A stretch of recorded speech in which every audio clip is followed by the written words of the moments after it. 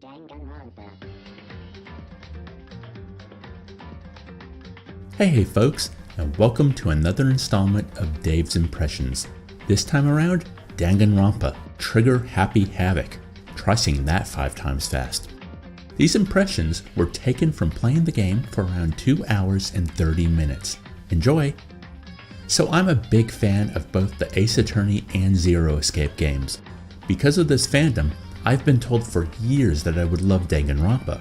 I primarily wanted a 3DS for Virtue's Last Reward and Dual Destinies, and I was toying with getting a Vita for this series, plus the pull of a portable Persona 4.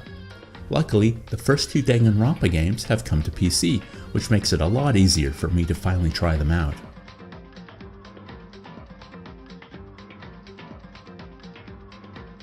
My 2.5 hours ended at probably the worst possible time.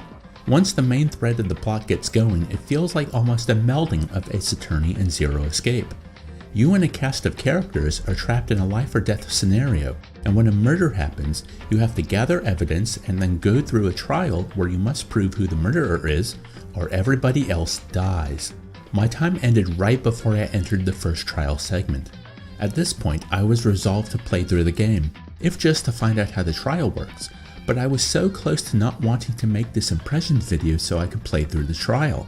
I applaud the game for gripping me so hard that I didn't want to stop playing. It's even more impressive seeing that even 30 minutes before, I was quite bored with what was going on. The lead up to the first murder, I just didn't find that interesting.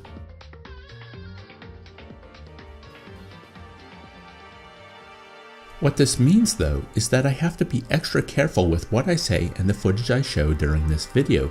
Normally with impressions, seeing that I only play the first 10% of a game, I don't fret about potential spoilers because a game setup usually doesn't spoil much. Visual novels can be a bit of a different beast because they are primarily narrative focused. I feel that the first murder is interesting enough that I don't want to spoil who the victim is.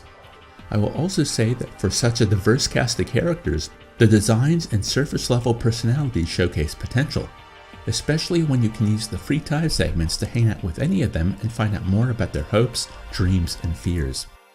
I guess the trick is not to get too attached, as there might not be many survivors by the end of the game. I guess I'll find out as I continue to play. Look for a critique sometime in the near future. Thanks for watching.